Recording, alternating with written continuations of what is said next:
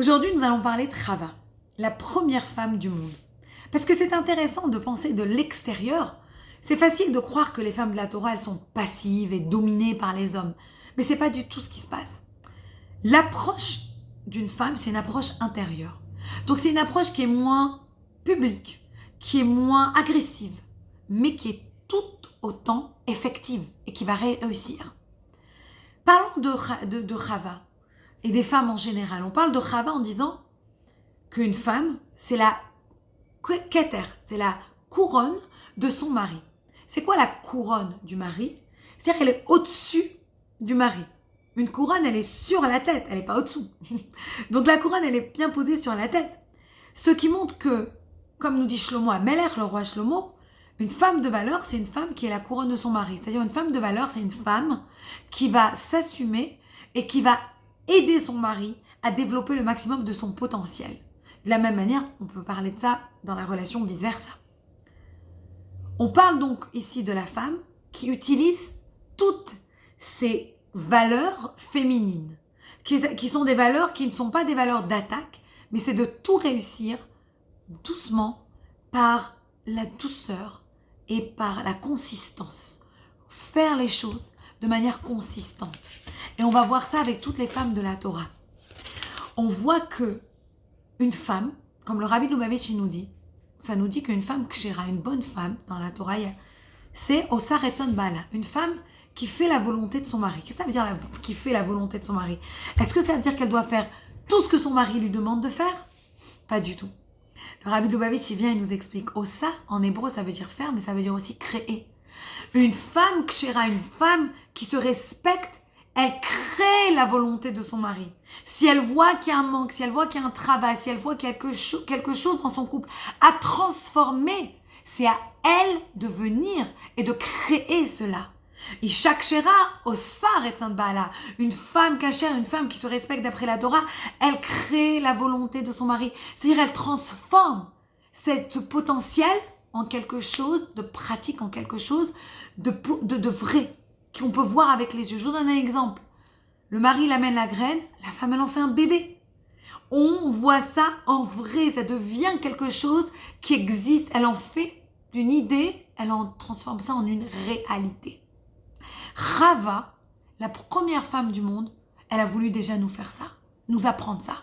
La Torah, elle explique, elle traduit le mot Chava. Elle dit, Rashi, si vous allez dans Rashi, dans les premiers psukim de la Torah, les premiers versets, on dit que Chava, elle était la mère de toute vie. C'est la première mère, maman de toutes les vies. Elle était à l'image de Dieu sur terre. Et donc, elle est dans le Gan Eden. Et à ce moment-là, elle voit ce fruit interdit. Et ça veut dire quoi qu'elle a voulu manger le fruit interdit? C'était quoi cette histoire du fruit? Qu'est-ce qu'elle a voulu vraiment avaler? On dit que c'était le fruit de la connaissance. Connaissance de quoi? On peut se poser la question. Chava, elle a pensé que c'était la connaissance de Dieu, la Shrina. Que si elle allait manger ce fruit, alors toutes les femmes de la terre, elles allaient avoir en elles cette Shrina. La Shrina, c'est la présence divine. Sur ce quoi elle s'est trompée, sur cette idée, mais c'était la bonne intention. Donc, quand elle a vu qu'elle s'était trompée, à ce moment-là, elle a dû réparer son erreur. C'est pour ça que Hachem les a enlevés du Gan Eden, et c'est pour ça qu'on dit que la femme, elle allume les Nerot de Shabbat, parce que Chava, à ce moment-là, elle a emmené de l'obscurité sur terre, et donc on doit faire un tikkun, une réparation de ça, et ramener la lumière sur la terre en allumant les bougies. Mais ça a une autre idée beaucoup plus positive. C'est pas juste qu'on enlève la lumière, c'est pas juste qu'on a enlevé cette obscurité, qu'on ramène la lumière. Il faut se focaliser sur cette lumière, justement, qu'on ramène. Sur cette idée de Shrina, de présence divine, qu'elle a voulu avaler pour mieux la partager.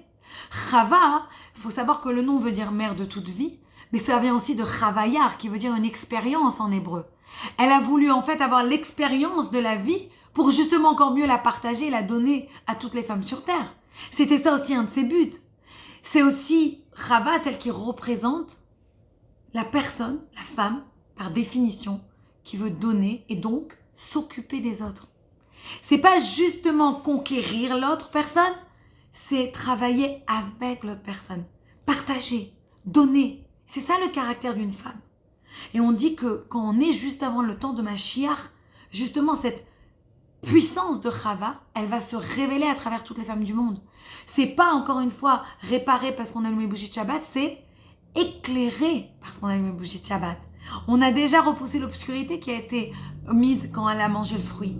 Maintenant, on en est déjà à la prochaine étape, que quand on allume ces bougies de Shabbat, on va amener la lumière dans le monde. Cette lumière que Chava a essayé d'avaler, cette lumière qu'elle voulait justement prendre pour partager, elle a fait de la mauvaise manière. Nous, la femme, aujourd'hui, à la veille de la venue de Mashiach, on a ce pouvoir en nous.